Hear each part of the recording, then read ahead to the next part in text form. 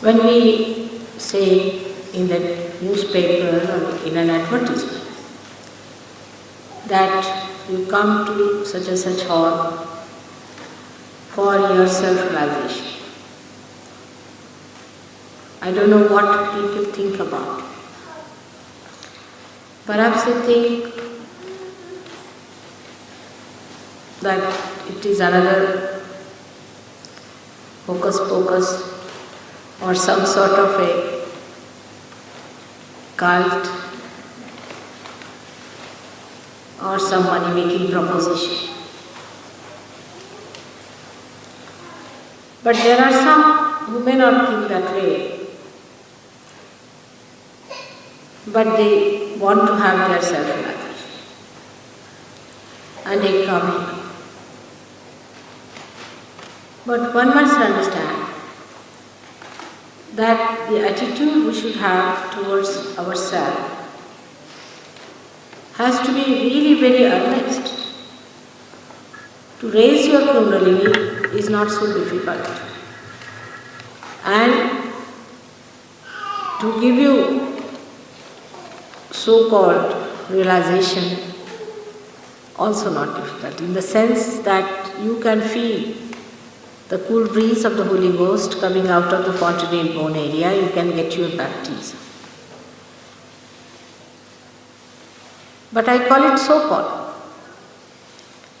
because the journey later is the difficult thing. If the attitude is not earnest, then you just lose it in no time. So, where the people are very ego-oriented, I should say convex personalities there, it is even difficult to give realization to begin. And even if you give realization, to maintain it and to make them grow is even more difficult, much more difficult. Now sometimes Sahajogis ask me, Mother, how is it that in India you may give realization to thousands and they all stick on? While here, when you give realization to people, they just come and go away, are all wasted as described in the parable of Christ of the seed, that some seeds just were lost on the rocks. So why it happens here?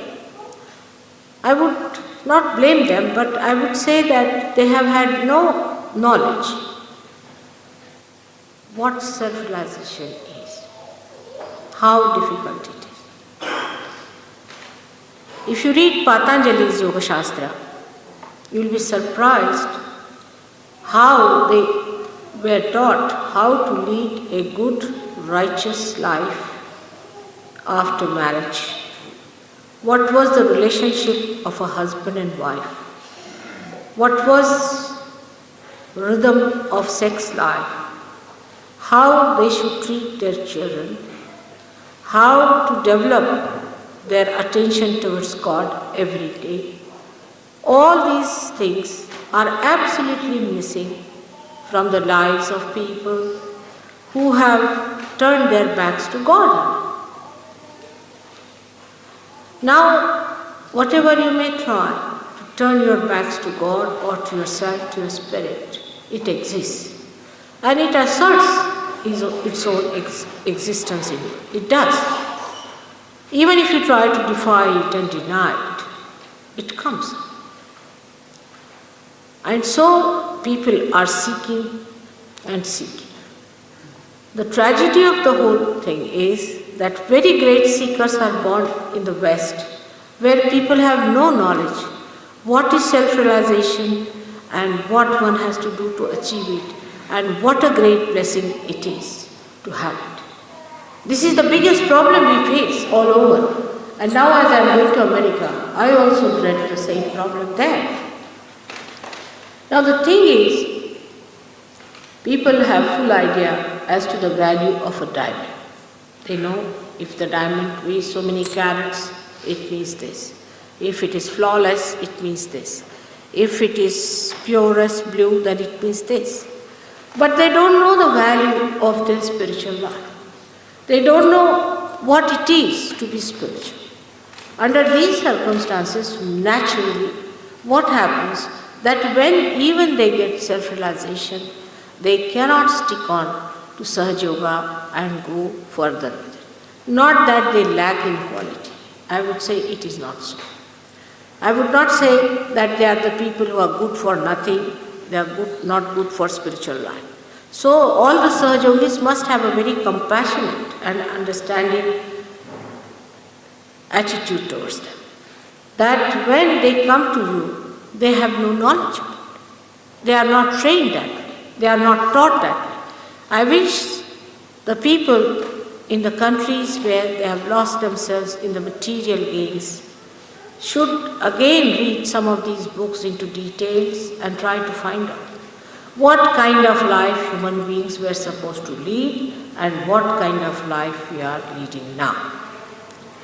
Now the word there is Yama Niyama is a word in the Patanjali Yoga Shastra. Yama and Niyama.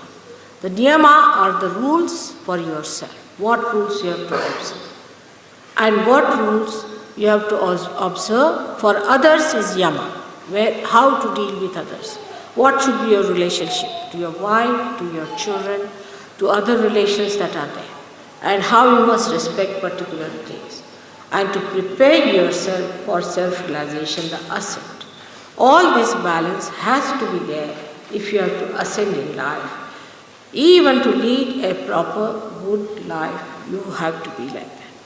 I tell you, if you go to India, you will find the country hasn't got any sanitation whatsoever. Hasn't got all the food that you have. Hasn't got any of your railways or any one of these your telephones as they are. When I go to India, I forget that there are telephones existing. They never exist for me there. Everything that is so dislocated, mismanaged, all kinds of funny things are there. Sometimes there's a drought, sometimes there is a flood, all these things are there. Despite that, people are existing only because they know how to lead a proper life, to adjust themselves to natural things. Now the new disease that has come up in America, AIDS, has really upset me very much. And I know that it was to come because today, according to predictions, it is not Kali Yuga anymore, it is Krita Yuga. It is a time when things will happen. Krita Yuga, when the spiritual powers will work. This is the time. It's already, you know that in our books it is written that the Krita Yuga has started about 60 years back. And that is how it is. That now the spiritual powers are going to react. It's easy to say, what's wrong? Who is God? We don't believe in God. You'll have to pay for it. If you go against the nature, you'll have to pay for it. If you do things according to your own ego, you'll have to pay for it. This is the time that has come. This is for our good. This is not for our bad. Because it has been told many a times not to do certain things. Of course, in the Western countries where Christianity is followed, is precisely told not to do this, not to do that. But then people say, why? They have said. The only difference is that in the East it is explained why not to do this, why not to do that. What happens? It has gone into the details of it. But I must say here also, people know that this is not to be done. But when you talk about these things, this is not to be done, they will brand you as Victorian, or they'll mock at you, laugh at you, make fun of you. But when they face all these things happening to you, then they don't know where to go, what to do, and how to face up to it. This is the time where the spiritual powers are going to work out. They are going to prove the existence of God. They are going to prove the existence of divine laws and their operation. They are going to prove all that is said in all the religions, their unity and their integration. Everything is going to prove now, today. Even if you say this many a times, many people will not pay any heed to it. They will say, oh, mother is just brainwashing us. That's what people told me when I came first to England. That I said, this is not the life human beings should lead. Even for animals it is not suitable. How can you dare into these things and get involved into problems, later on it will be showing results. But nobody was willing to listen to me at that time, and everybody was angry with me. They said, this woman is matronly. There are certain words in English which are very condemning. Like, first one of them is Victorian. If you are Victorian, you are a god. Absolutely. That is branded on. Then you can't talk. But I would say even Victorian was better. Where there was some hypocrisy, I agree. Hypocrisy is a bad thing. But shamelessness is much worse. If you become shameless, the thing spreads like a fire. There is no protection. Hypocrisy is at least a little protection from the spreading of it. And everybody today thinks what's wrong in it. And when I came here, I had such a shock. I couldn't believe that human beings could go to that extent to ruin themselves. This is ruinous, absolutely ruinous. And when a person like Christ, who was nothing but purity, said that thou shalt not have adulterous eyes, to that extent, to that subtle extent of purity he talked, I was amazed how people have denied him completely. And how all other people, like Jews, like even Hindus here, Christians, every sort of people, didn't think what they were professing, what they were claiming, and what they were. Today again, one by one, you will see more results of wrongdoings to yourself. This is because you have crossed all the limits of niyamas, how you should be to yourself. Everyone seems to be sick today, either mentally or physically. Why? Why are they mentally sick then? This is the physical side. The mental side is they can run into any sort of thing, like witchcraft, like spiritualism, like any guru who comes and talks about God, without finding out the credibility of it, without finding out what others have achieved by it. Not only that, but I have seen people after being harmed very much, who have been tortured by these gurus, who have been completely made beggars by these gurus, still profess, still fight for those gurus. As if they have lost all their freedom, all their independence to fight it back. The other day, one lady came to tell me that she went to a relation's place to stay with him. And the relation was so funny that she wouldn't even give them full food to eat. And in the house, there was limited food. And she would lock up everything. And they really starved themselves, you see. And I knew her very well, so she telephoned to me. I said, you come along to my house, and just called her. And I was amazed. Why these things happened in the life of that woman? How could she do it? She had no conscience. Somebody starving next door to her. The reason was, she was a drunkard. She used to drink a lot. Her husband used to drink. Now with the amount of money they earn, you cannot drink. It's a simple thing. Leave alone all the other side of it. And she was drinking, her husband was also drinking. And whatever money they have, they don't eat much, they just drink. And they're waiting for this woman to disappear. Because once you become enslaved to one particular madness like this, like drinking or anything, then you forget all your relationships with all your other duties that you have to perform. It's like one madman, you see, doing work like mad, has no consideration of relationships or any duties that he has to perform with others. Then also he has no time to think about the duties towards himself. He becomes such a dry personality that he has no conscience even. And he just shuts his mind from all that is gracious, all that is sublime, all that is compassion. He's just busy with himself. He wants to drink, that's all. Very seriously say, yes, I have to drink now, I like it. So it doesn't matter if his dog doesn't get the food, or if his children have to starve, or if they have to work on the streets, it doesn't mind, because he has to drink. Then there is another thing, Like today I saw so many people enjoying cricket. I myself can enjoy cricket very well and I understand cricket very well. But how much time do they pay to themselves in the sense they are just enjoying what is something entertaining. But what about the entertainment of your spirit? Have you thought of your spirit at all? Have you ever peeped into yourself and found out that there is spirit which has to be satisfied and entertained? And once you entertain that spirit, you don't need any entertainment. If you have it, well and good. If you don't have it, well and good. That is the highest type of entertainment. That's the highest type of enjoyment. That's the highest life that one can ask. So all these things come to a level where what's wrong? What's wrong on this and what's wrong on that? So the nature is now going to show you what's wrong. Because intelligently you understand, rationally you understand, logically you understand it is wrong. But still there is somebody else who says, what's wrong? So now experiencing it, you understand.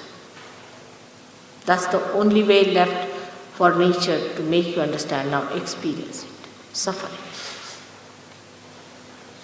There is another way, is that you can experience your spirit.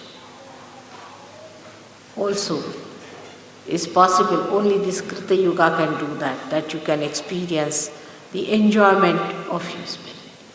Both things are there. When it does one thing, it does the other way also. It also gives you the experience of reality, the experience of truth, the life that is eternal, and that's what one has to look forward to. But enslavement has to be brought down to a proper shape, little bit. That also it does. I was amazed, some people who have been drunkards and alcoholics in Sahaja Yoga, they came, next day they left. It does that.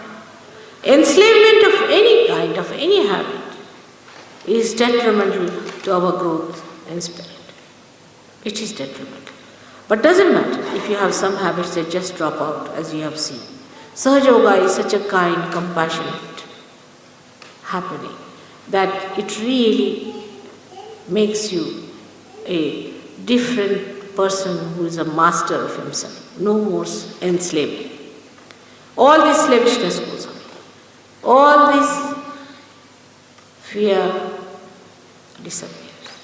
You become master of yourself. And in that mastery, you are the master of love, master of compassion, master of wisdom. This should happen to all of us. You are all due for it. You are created for it. You have evolved for it. You have to have it. But there are so many misidentifications in us with which we are drawn to wrong things, to things which are anti-God, which are anti-spirit. So many things are there which divert your mind to that. Because you have drawn certain conclusions about reality. You think this is the reality. You believe that this is the reality and you want to stick on to that. But that is not so. I tell you, you have to understand that reality is what it is. You should face it and enjoy it. Don't try to put your ideas on it. Don't try to organize the reality. It is what it is. And once you decide within yourself, so far I have not known and I have to know, with that humility you will get it. It doesn't mean that you have to surrender your money or anything, your self-respect or your freedom. On the contrary, you have to enter into that area where there is supreme freedom. Supreme freedom. You are not free. If you think you are free, you are sadly mistaken. Because we are still slaves of so many things. But once a person is free, he is not bothered about it. Nothing can make him habituated to it. Nothing. Such a person lives like a king, whether he is in a hut, or a street, or in a palace. He is not bothered. Whatever it is, he's the king. He doesn't want anything anymore. He gives. He gives. He's so rich that nobody can give him anything. He gives and gives and gives. And the only thing that it can do is to give. It cannot take anything. The capacity is such that he cannot take anything from anyone. No more these attitudes, how to save money, how to save your labor, how to save your chairs, your powers, your positions. Nothing remains there because you are the master of everything. Nothing is more important than your own spirit, which you enjoy, which manifests. It's so fortunate that you are born at a time when it is Krita Yuga. And you have taken your birth deliberately to get this realization. That's why you are here. But how many realize that you have to come to terms with many things? You have to seek the truth and not the untruth. You don't have to run after people who make fools out of you, or those who try to pamper your ego, or who put spirits in you and make useless cabbages. You have to become something greater, healthier, mightier, and loving, affectionate, compassionate. That should be the picture of the personality that has to evolve out of human beings. Otherwise we cannot save this world. With the kind of people we have, we cannot save. They are all compromising. They are all manipulating, maneuvering, as if they are all getting drowned and everybody has to somehow or other pull out the person ahead of them to come up. All funny things happening in this world. That is only because we are so insecure. The insecurity will all go away once the light of your spirit shines. Let the light shine through and see your beauty and glory and your strength of that great power of love of God within yourself, and then you will be amazed what it is. As you know, Sahaja Yoga is not one lecture, is not two, can be hundreds, but the happening takes split of a second. It should happen. Once it happens, you can achieve your realization in such a way that you won't even feel. But afterwards, you have to put in deliberations. You have to look after yourself. You have to respect yourself and go ahead with it. There's no use arguing about it. Even if you argue, I can take you up to a point, because this is the realm beyond the mind. Because mind is a limited thing. We have to achieve the unlimited. And for that, a happening has to take place. We can't promise you that it will take place. If it takes place, well and good. We can help you in a way to achieve it, but we cannot be sure that it will happen. So be in a receptive mood and be kind to yourself and achieve your realization. This is the last time I am speaking now in London. For quite some time I won't be here. Maybe in November, if I come for a short time, I may be in London, maybe outside London, somewhere in England. I can't say. I hope all those who are today should decide that if they have to achieve their realization as a permanent blessing from God, then they have to go further with it. You cannot just stop it at this meeting. You have to go further with it, with greater inquiries. You have to go to different ashrams and sectors that we have. You have to work it out. If you are a big man, like the other day somebody came as a managing director and tried to be funny. I said, if you are managing director, this is not the place for you. God doesn't understand. You may be the king, you might be the president, you might be anyone. God doesn't understand these man-made positions. God's positions are different. And if you have to enter into the kingdom of God, come as a humble person. Give up all your ideas about your big positions and big education and all that. Be a humble person. If you are humble, then it will work out. And Not only that it will work out, but it is the only chance we human beings have to change the whole world. There's no other chance I can see. I hope all of you will pay full attention to it and ardently, with full devotion, seek yourself and its ascent and its establishment. May God bless you. If you have any questions, you can ask me today.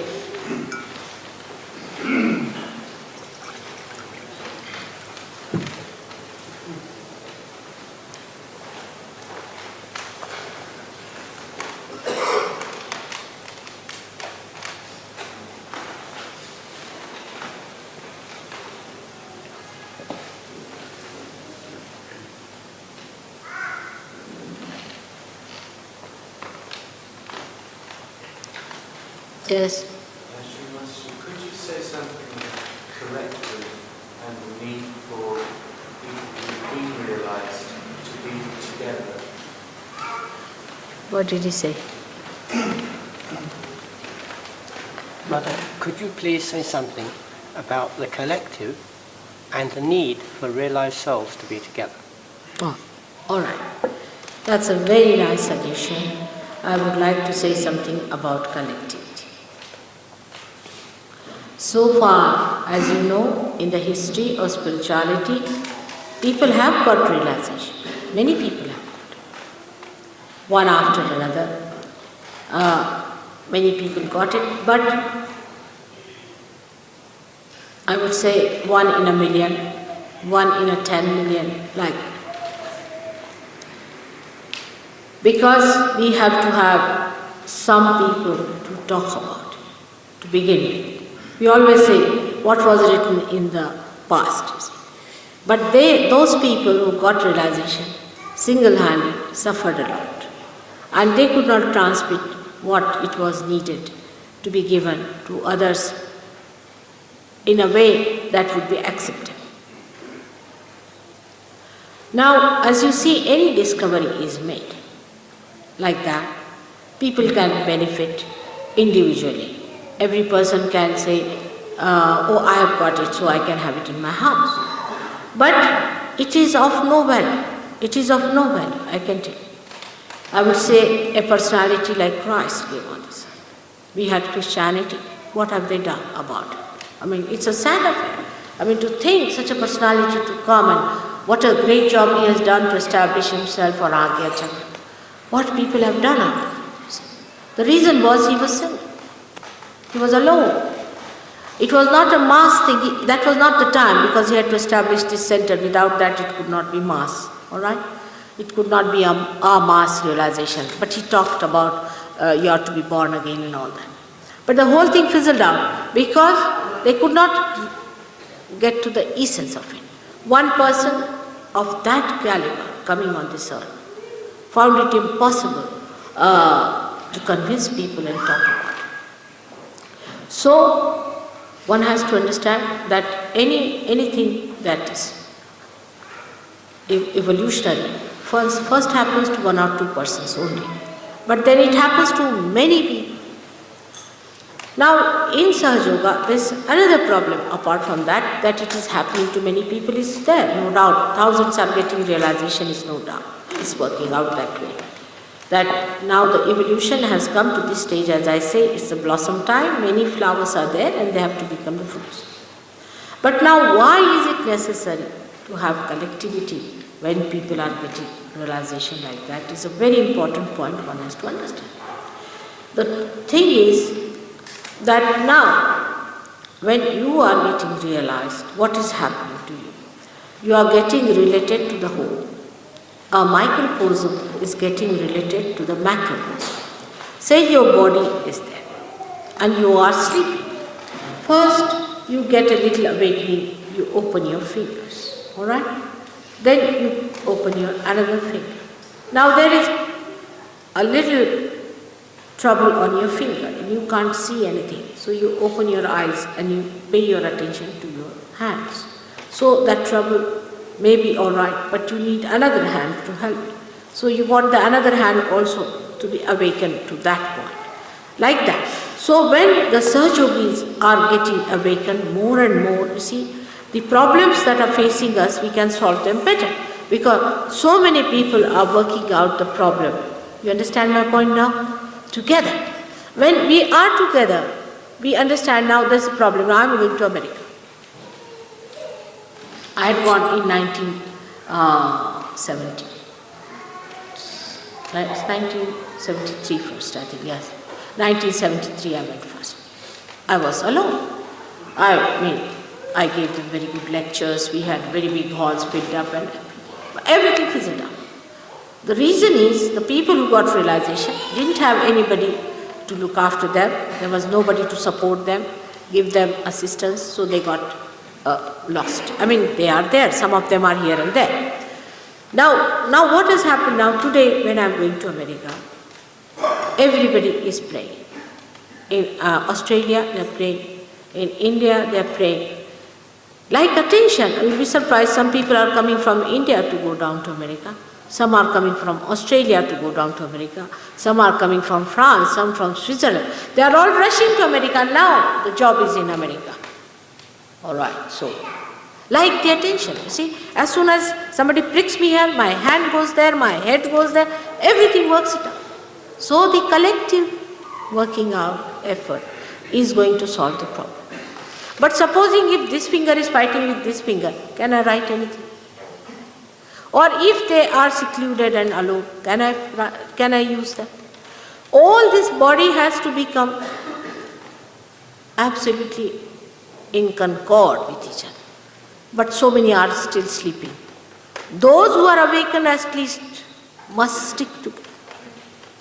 Otherwise, Sahaja Yoga cannot work. Today I find it much easier to give realization. Much easier. I was struggling with 6 people for 4 years in your London. 4 years. 6 people. But once they got realization, it started working faster. And the more people we get, because the channel that is to be used, it's like nerves in the body. You become a nerve of that body which is awakened. And once the nerves start working out together, realizing that there's one force that is flowing through them, all of you have to work it out together with understanding of the divine. It works fast. Any person whose all nerves are at work will be much more dynamic than a person who is half dead or is full dead. So you can understand how collectivity is important. Then another thing is that going to a very enjoyable part of it, that when the Sahajogis are collectively there, they really enjoy. Because for the first time you start enjoying human beings. First time. Before this you never enjoyed them. You enjoyed flowers, you enjoyed everything else, but not human beings. Pure enjoyment of human beings starts coming when you become fully realized. I'll give you an example. We went to Calcutta for one day, and I was in a room in one hotel, and there were 3-4 Sahajogis in another room, and one gentleman came to me for his realization, and when I raised his kundalini, you see, they all got vibrated, and they all rushed to my room to know what has happened suddenly. How is it we got such joy within ourselves? They came to see, and this man was there. He was a great soul. They felt the vibrations, tremendous. So it is not the happening of an individual, it is the happening of the whole. And the individual effort is going to be absolutely useless. It will be all neutralized. If you sit at home, do your meditation, it won't work out. You won't go very far, because the whole has to come. I give an example that when you churn the butter, in India I don't know, you don't do that way, we do it very naturally. You put a little butter inside that, and then again you start churning. So the butter starts gathering around that butter, all of it comes together. But some particles are left out. They stick to the side, stick to that. They are no more as butter, they are thrown away as buttermilk. It's as simple as that. You see, the more you gather together, you really enjoy the spirit of friendship, spirit of mirth, spirit of love in pure form. So far, the love is biased. There's sex, there's lust, there's money, there's this, there's relationship. This is you are British, so I must love you. I am Indian, so I must love you. All these nonsensical barriers are there. There you love a human being because he is a human being and he is a yogi, speaks the same language. Now today I have attended a wedding party. And the bride and the bridegroom said, we are coming to Paris with you, mother. There are 100 people coming to Paris. Because we have to change Paris. But I said, you are recently married, now better enjoy your honeymoon. He said, what are we going to enjoy? We'll enjoy there our honeymoons. They are coming down there. Even if I tell them you don't come, they won't listen. They will enjoy their honeymoon there only. I never said you come, on the contrary, I am saying you go away, I'll give you money to enjoy your honeymoon wherever you feel like. They wouldn't go. Because they know where enjoyment lies, with their brothers, with friends and sisters. It's absolutely so. I tell you that the enjoyment of human beings has not been there. Now there are people who live in India, who live in Australia, who live here, all over the places. But when the Sahajogis go to India, you should see them, the way the Sahajogis in the villages, the way they embrace them, the way they feel the oneness. Never they felt like this. For a white skin, if they saw white skin, they would just run away and hide themselves under this thing, you see. And even now people are sometimes frightened to see a white skin in a village. They say, oh God, they have come just to destroy us, something like that. But now that's over. Now it's a human being. A human being is coming. They are all embracing. For there is nothing like a black or a white or anything left now. It's such a love that grows and an understanding. That's only possible if you learn how to live collectively. And collectivity also teaches you where you are. Very important. A person who has not lived collectively cannot understand. I have seen people who have their own families, live in their families, they are Sahajogis, but once they come to the ashram, they know they are not yet there. Because you have to adjust. You have to learn to adjust. You can't have private bathroom to yourself, private room to yourself. All right, you can have if you want to have, but you should also know how to adjust. As you know, I live very comfortably myself. But if it comes to living, I can live anywhere. I have no problem of comfort or anything. In the same way, we are not barred from enjoyment. Because of all these things, the way we carry our bathrooms with us, we do not enjoy life. So we want to have everything absolutely first class. That Hazlitt said that even when we go to the picnic, we take all the metropolitan with us in the same way. We cannot enjoy life, we cannot enjoy nature, we can enjoy anything as long as we become just an individual. Oh, I am the one who is going to get. The last of all, we must know, by individualism, we become malignant. I don't say you become communist because that's another malignancy. But by becoming individuals, we become malignant. What is malignancy? That an individual self takes up upon itself, I will grow, I will grow. It doesn't know how to grow with the whole. It has no coordination with the whole. That's why you say it is a cancer.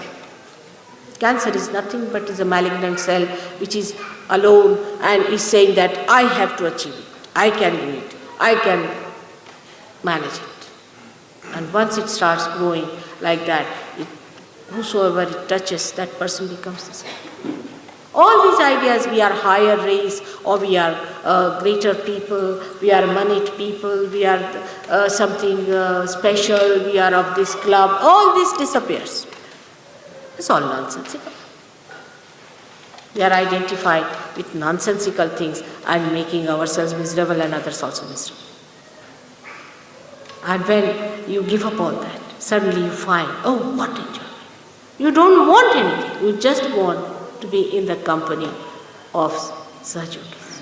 I have seen people, ambassadors, very highly placed people, just getting lost with the Sahajogis. The other day I had a businessman from Bombay, I took him down with me to a place called Gorai. And it was all in a mess in the sense there were no proper bathrooms, it was just like a God-forsaken place. And there weren't even places to sit down properly, only the beach and the palm trees and all sorts of things was there. And the man got lost into that, absolutely lost. And he said, I never wanted this day to finish. It's the only day I really enjoyed myself thoroughly.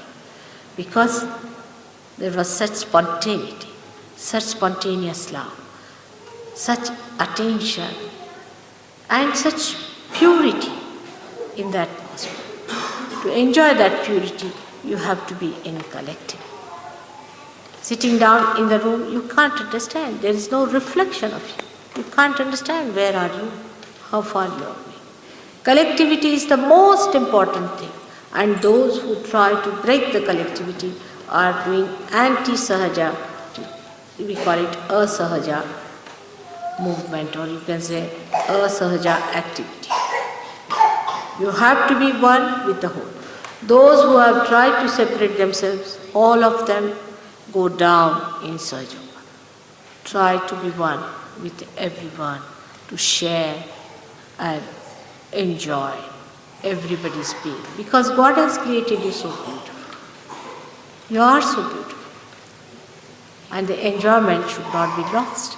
Because you have certain barriers. Like some people can't take out their shoes. I mean, just imagine how many they are identified with the shoes. They can't take out their shoes. To that extent, they are stupid. See, all this kind of stupidity drops out once you meet really wise people around. To get rid of all these nonsensical ideas which have really haunted your head all these days, you get rid of them and you really enjoy everyone. Whether he is a doorman or he is the chairman, all of them are men for you. It's nothing more than that. All that drops out and you start enjoying yourself.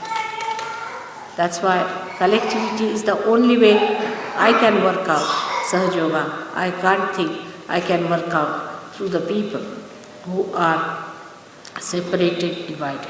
It is said, Christ has said also, that they said, what have you to do? He said, when you love each other, you have done the greatest justice to me. It's true. And when I hear the loving conversation of the Sahaja Yogis, I feel the happiness. That's the greatest happiness for me, that all of you should love each other in purity, without any return, only for love's sake. You all should love each other. And that is what it is. And also Krishna has said, wherever people are there, gathered together in the name of God, I reside. So in that joint, so-called joint, because you are all one, moving with one rhythm, with one understanding, with one language. So you all should always meet, call each other and have rapport with each other. It's so beautiful, it's musical, it's poetical. Do you understand that? May God bless you.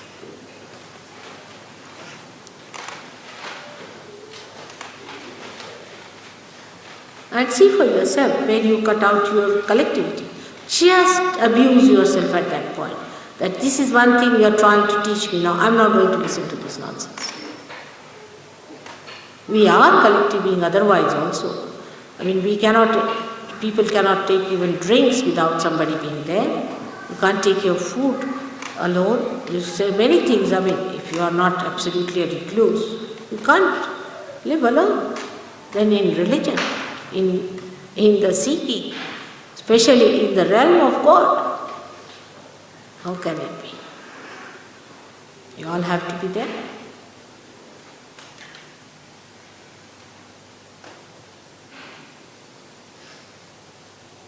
I think it was a very good question, rightly asked. This individualism must be given up. That doesn't mean you all should dress up like a military people. That's not necessary. Or you should all behave in the same manner. That's not necessary. Variety brings all the beauty. But that doesn't mean that if I say it is east, you should say it is west. That's the main trouble is, I think. isn't it? That you can't agree to each other. What's the problem in collectivity? You think.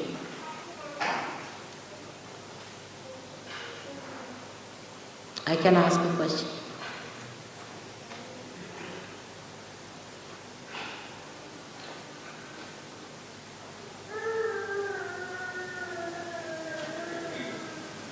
Must get out of individual limitations.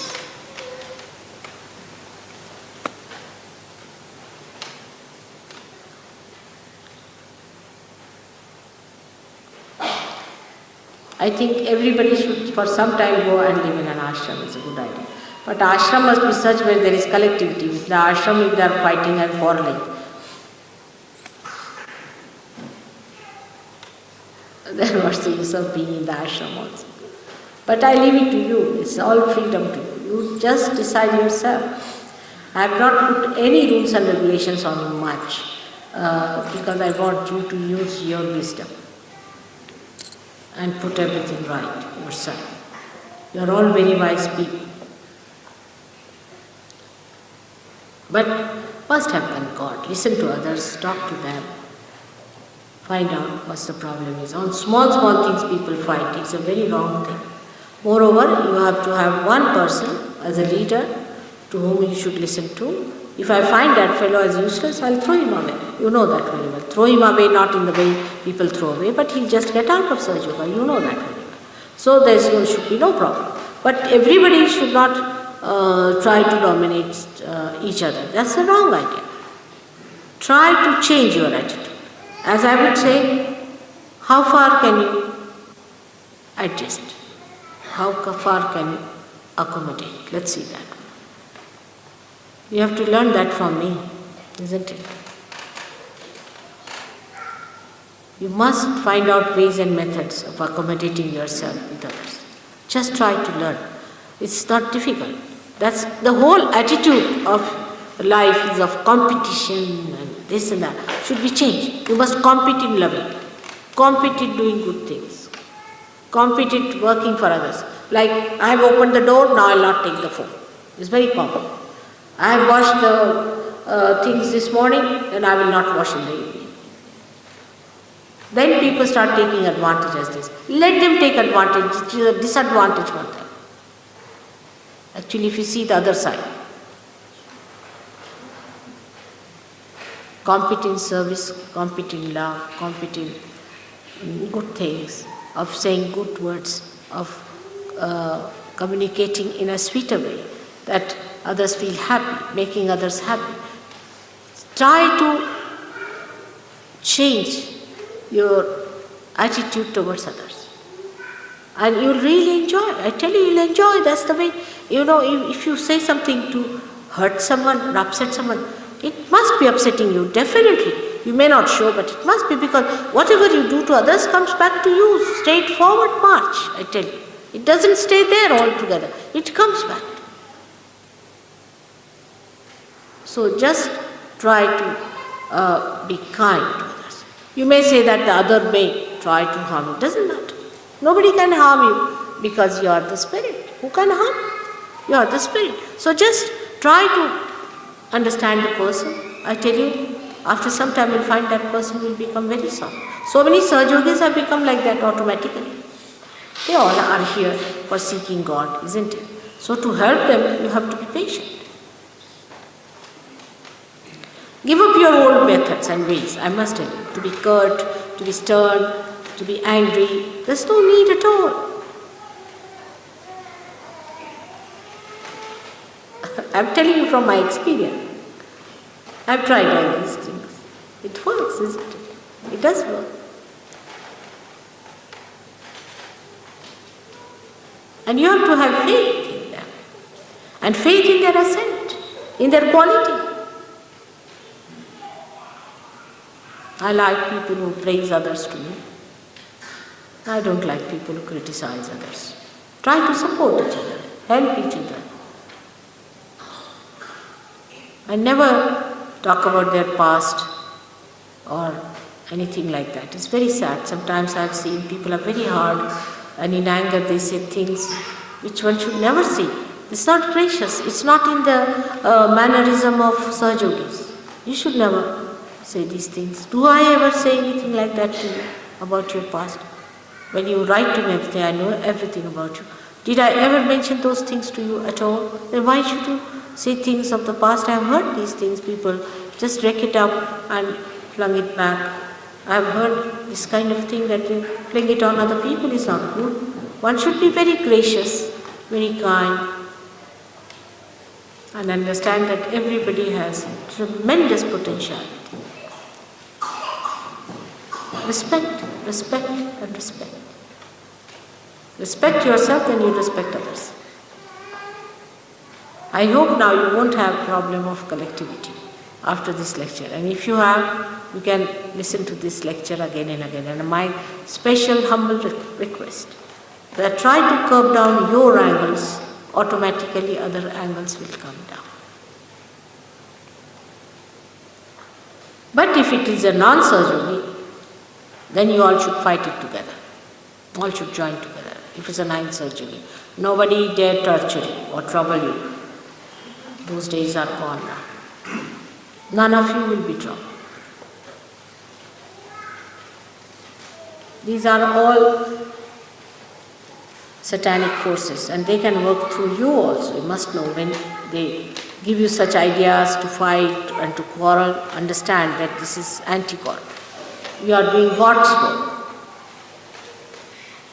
You have to move towards more understanding, more coordination, because this is such a tremendous work and of such a sublime nature that we have to be sublime ourselves.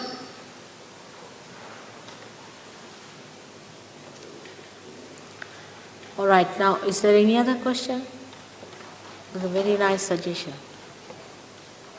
But don't give me such big suggestions that I have to speak for half an hour.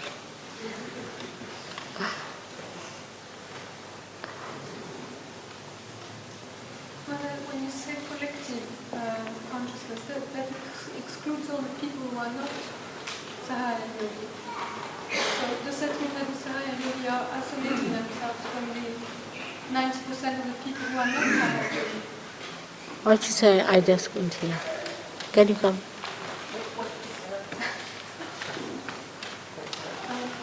You come here and tell. Yes, yes. When you were talking about being collectively conscious, that excludes the people who are not Sahaja Yogi, and therefore the Sahaja Yogi are isolating themselves from the people, from the majority of the other people. No. She says that when collectively Sahajogis become one, then those who are not Sahajogi are isolated. It's not so. You see, Sahajogis have to be strong enough. Now take it like this, that there are people, say, who are in the water, and some people are in the boat. Alright? Now the people who are in the boat are in the boat, so they are in a way different from the people who are in the water. That's the situation. Alright? Now the people in the boat have to save the people who are in the boat, in the water. Alright? So what I am saying that those who are in the boat must first of all be united. And then with full strength pull them out. Why this collectivity? Is just to pull out the rest of them. This collectivity is just to achieve their emancipation, their realization. Alright? It doesn't mean that they should exclude. Actually the whole collectivity is to bring those people out. But you see, there are lots of anti-God activities going on in this world, you know that. For example, there's a guru who makes lots of money, right? And he has destroyed many people. Now they come to me and they are saved. So he may send somebody here paid for a job just to disturb us. Then the duty of all the Sahajogis is to get together and see that you tell him that, you see, now you are doing wrong. Your guru has done wrong to us and he's going to do wrong to others. Why do you join with that? On that point, everybody should be one. But if they are not strong and if they are not one, they cannot pull out others. You see, my point is like that. Not to exclude, is all collectivity is to include everyone inside. Alright?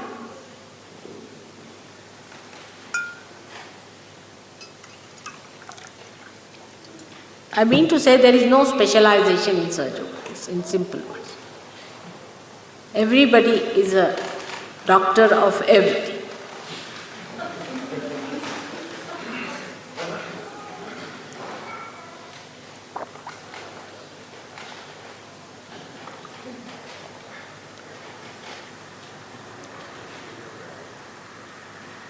I mean to say that all the Sahaja Yogis must form a strong group by which they achieve enlargement of Sahaja Yoga, getting more people into Sahaja Yoga, more people benefited by Sahaja Yoga. Alright? Anywhere I've seen, wherever there is collectivity, like I would say Australia has the maximum collectivity, or India of course it has, but Australia, in all the European countries, also the Western style communities, Australia has the maximum collectivity and they have achieved the maximum results. Only in Sydney, today only Warren told me that the halls like this get packed for programs.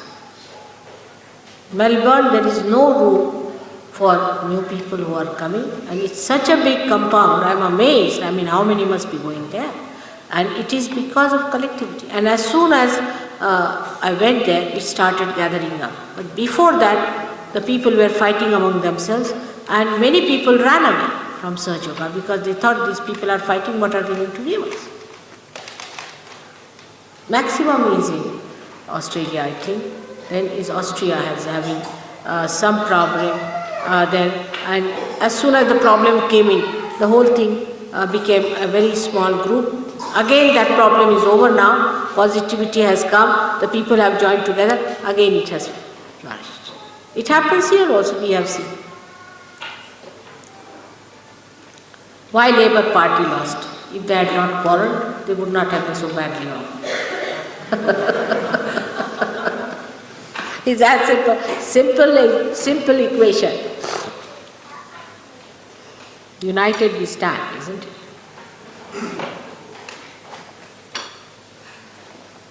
Is there any other question?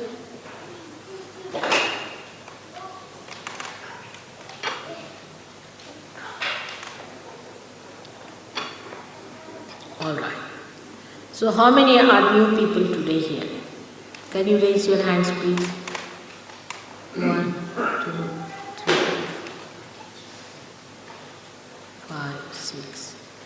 All right. Can I request you to come to the front seat? That will be better. Will help me better because you are so much here and there. All right? Just come. Be comfortable. Yes, come in. Just be seated. Yes. Be comfortable. Now.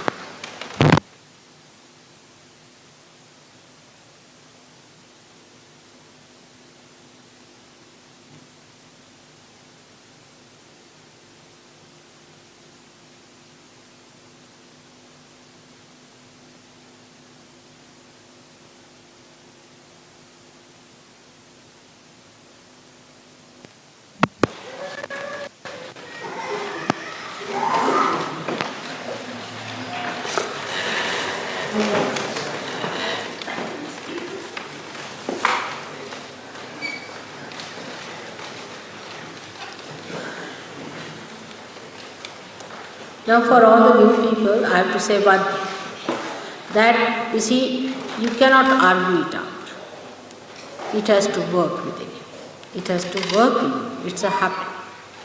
There is a force within you which we call as Kundalini, which is the pure desire of becoming one with the Spirit. All other desires are impure. That's why we are never satisfied. Now this desire is not yet awakened within us. This power of desire or energy of desire resides in the sacrum bone, and it has to be awakened, and when it is awakened, it rises, passes through 6 centers, subtle centers, comes out of your medulla oblongata into the brain, and then out of this part, which was a soft bone in your childhood, and you start feeling a cool breeze coming out of your head. and a cool breeze coming out of your hands also afterwards. Now this is a living process. As you cannot force a seed to sprout, it sprouts by itself continuously, but you have to put it in the Mother Earth. In the same way, it sprouts. It sprouts spontaneously. And when it happens, then you have to see for yourself. One can help, because if there is obstruction on any chakras, especially if the Nabi chakra is caught up, then what happens that on that center, the Kundalini tries to push, and you can easily see with your naked eyes the pulsation or the movement of your sacrum bone, just like a heart, just like a heart. These things you cannot maneuver, you cannot attain by effort. It's a thing already settled there within you, and this has to be awakened. Now, what we can do is to try to remove the hurdles that are there during the ascent of the Kundalini. That's all we can do. But if it doesn't work out, we can work out again, and we can work out again. But you have to have patience with yourself, and you have to have understanding that you will get your realization. It's not so difficult. All of these people who are sitting here have got realization, and most of them are settled down with their realization. They know what the chakras are, what are the obstructions, how to remove the obstructions, and how to raise the Kundalini. All this you will also know. All this mastery you will also have. But you have to, as I said, you have to have that earnestness and that kind of assiduity by which you will achieve it. So it is for us to raise your Kundalini, and it is for us to help you to achieve it. Then once you have achieved it and you have mastered it, it is for you to teach others and to give realization to others. It is as simple as that. So I am sure it will work out tonight, and that we all will work it out. We should all cooperate with each other. Now some people who are frightened, I have to tell them there is nothing to be frightened in surgery. Thousands of people have got realization without any difficulty. Or those who are still discussing in their minds must stop it now because they have not found it. Better prepare yourself to have the realization. It is not to be paid for, you cannot put in any effort, nothing can be done. It has to work. Alright? With this understanding, let us see that few things, whatever I tell you, you try to cooperate with me. One of them is a simple thing, is to remove your shoes. Please remove your shoes. There is nothing in the shoes, see? If you remove the shoes, you become relaxed a little bit more. And also, I feel that it helps the Mother Earth to suck in problems very well. It's a very simple method by which it should work. So I would request you to put both your hands towards me, just like this, and close your eyes, that's all. Just close your eyes.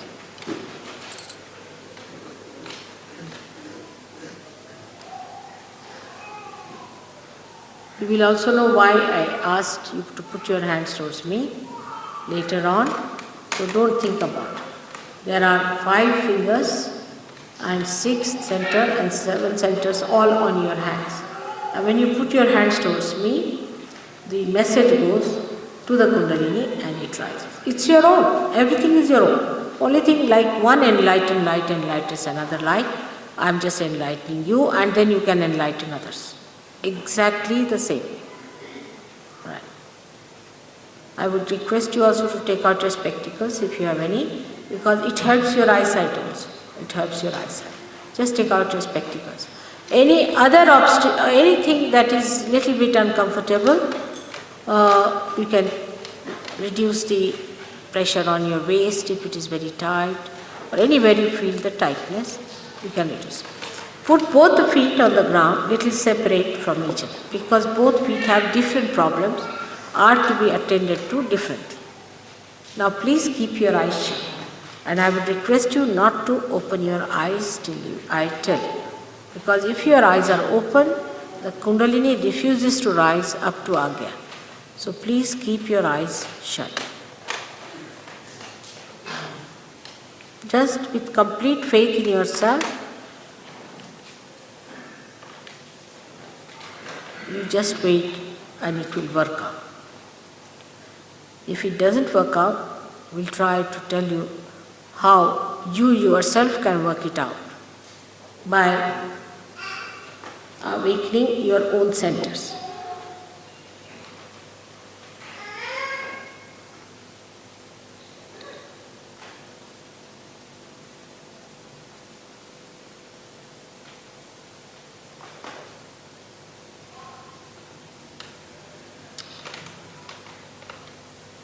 You have to sit quietly.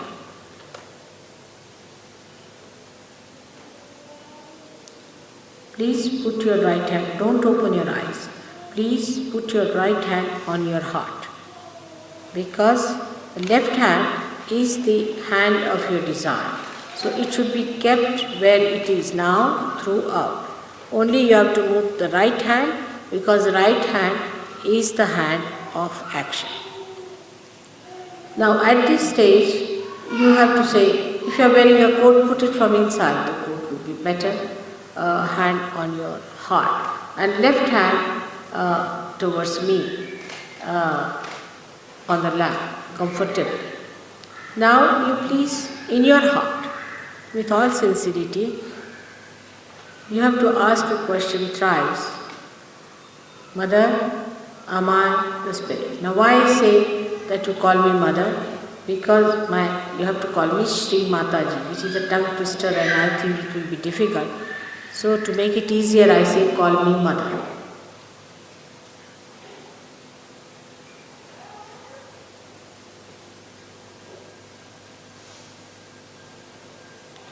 Please ask a question. Mother, am I the spirit?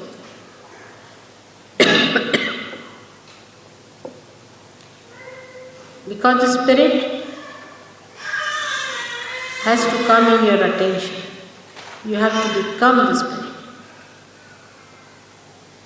Many people think if you pray without being realized, God will do what you want. He won't, because you are not yet connected.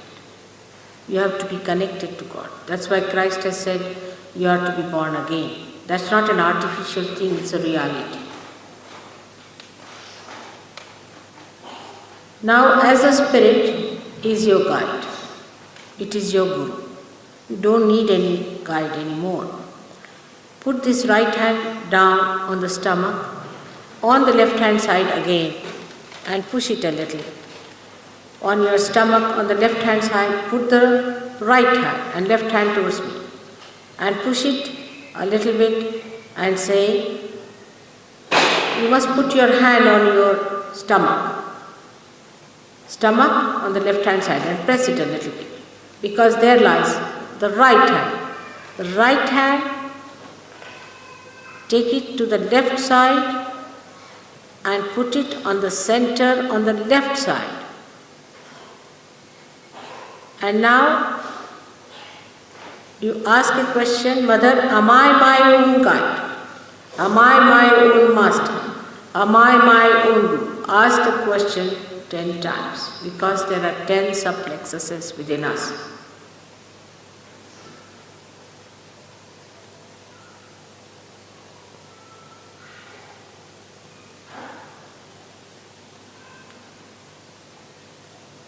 Later on, your own guru, which is your own spirit, will guide you, because you will get vibratory awareness, a new dimension in your awareness.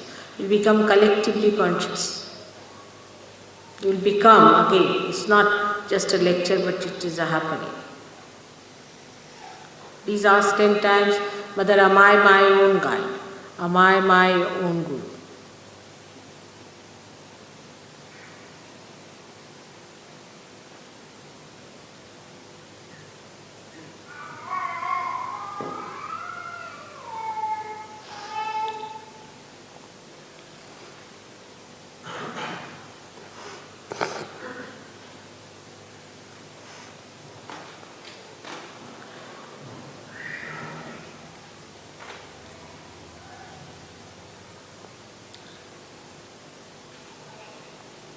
Now again put the same right hand on your heart.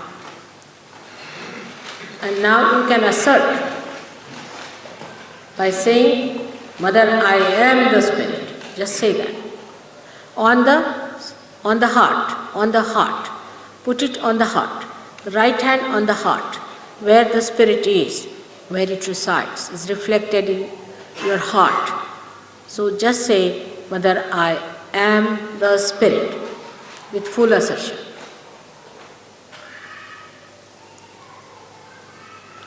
You have to say that 12 times.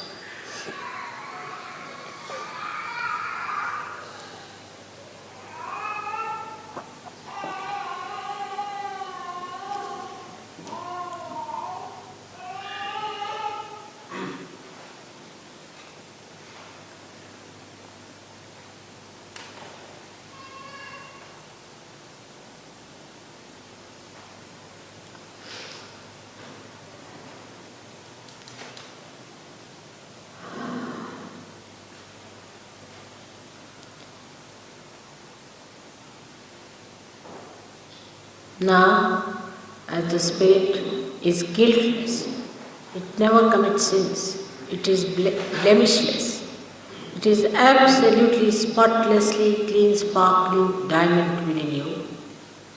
You have to raise this right hand at the base of the neck on the left hand side. We have to move on the left hand side throat.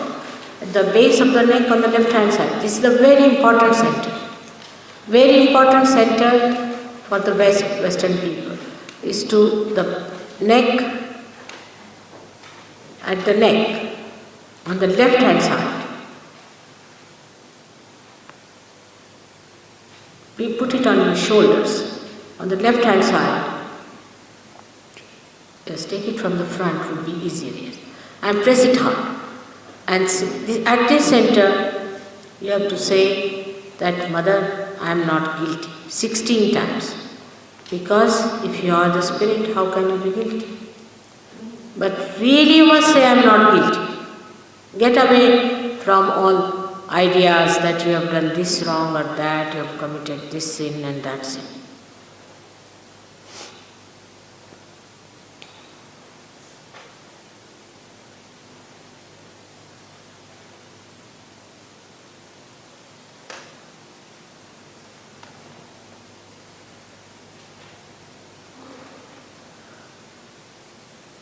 Mother, I am not guilty. Say it 16 times, please. You are not guilty. You are just thinking like that. By thinking, you have made yourself miserable. There is not to feel guilty about it.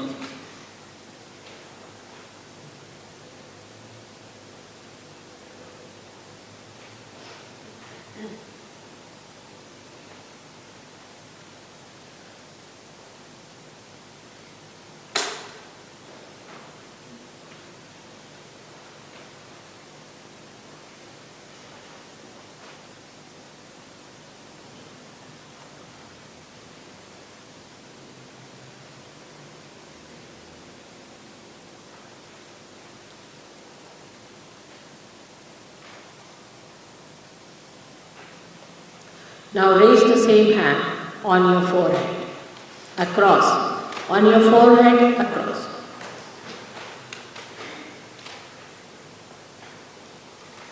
At this point, you have to forgive others. This is the center of Christ. He forgave the people who crucified him. In the same way, you forgive everyone. Forgive everyone. Please forgive everyone. People say it is difficult to forgive, but if you don't forgive, actually what you are doing is you are harming yourself and not the people who have harmed you. So just say, Mother, I forgive everyone.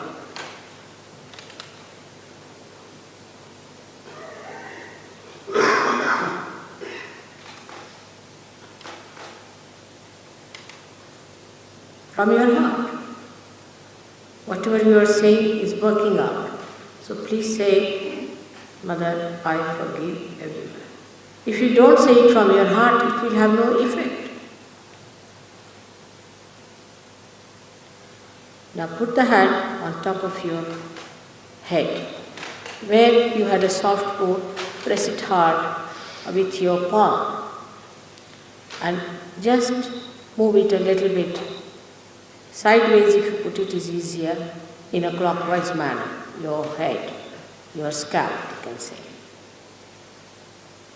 At this point, it is the liberation point. It's that point where you get your moksha, where you get your realization. And I can't cross your freedom. At this point, you have to say, Mother, I want my realization. Please give me my realization at least 7 times. Say it 7 times.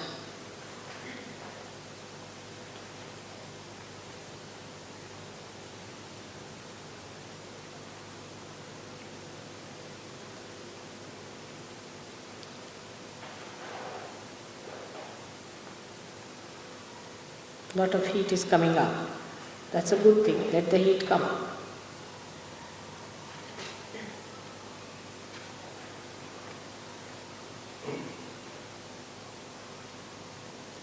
Now raise the hand and see if there's a cool breeze or a hot breeze is coming out. First the heat will come up. You can change over your hand and see with the other hand. With the right hand towards me.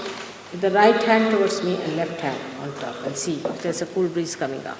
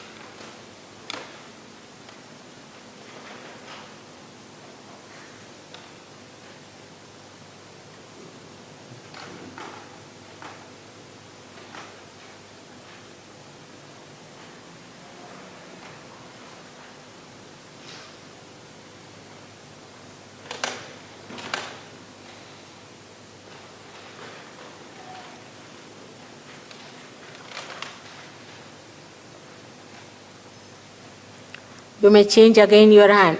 Whenever you feel like, you can change your hand and see if there's a cool breeze coming in. He's got it.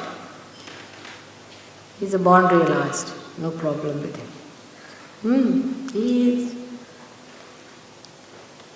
Let him feel yours.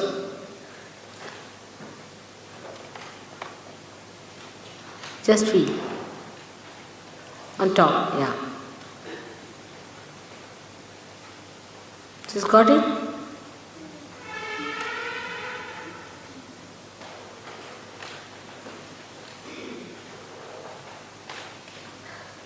Their certificates are correct if they give you the certificate. You have got it, long time. Have you felt it? Not yet. Don't open your eyes. Keep your eyes shut. It will work out. Here, change your hands one by one and see for yourself. Put your attention there and see. You have to work it out yourself. Don't get disappointed and don't feel bad about it. Just go ahead with it. It will work out.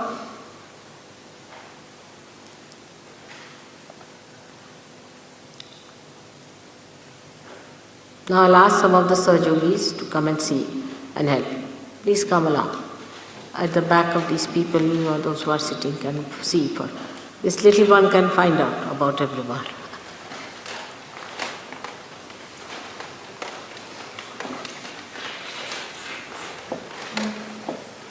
No, here.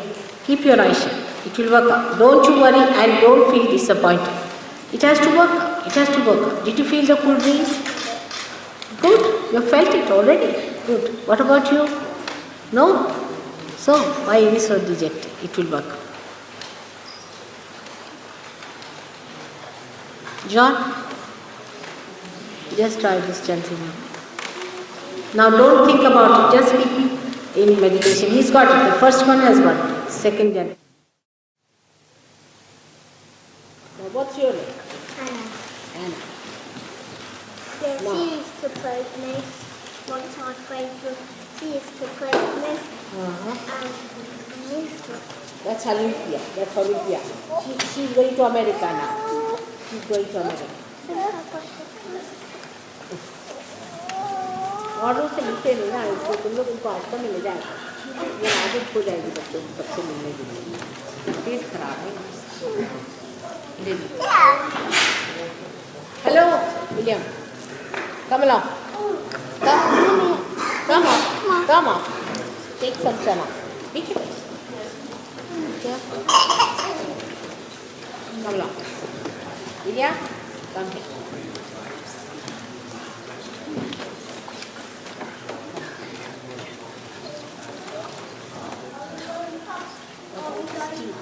Yes, he's really got 2 big teeth coming. But how can he eat it? Will he manage? He's got 8 teeth already. All right. I just saw great. I just see. Come from this side, all right? When you fall. No, come from this side, all right? We'll put this one there. Yeah. Now.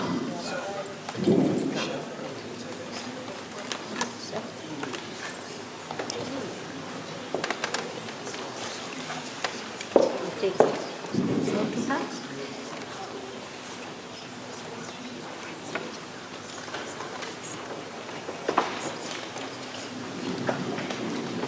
You like it? You have some more? You have some more in this one? All right. You have. What about you? Will you have some more? Yeah. More? Where is it going? In the stomach? Olympia, you just have. No, come on.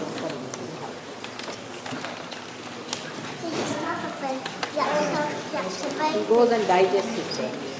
Really? You do have these. First you eat them. Oh. Take this. Take this. Take it away. Come on, William. Come.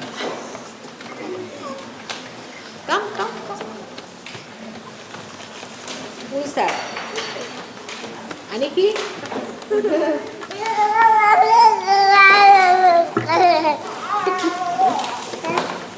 You all stand there and the children should not fall out. No. Elizabeth, you have some more.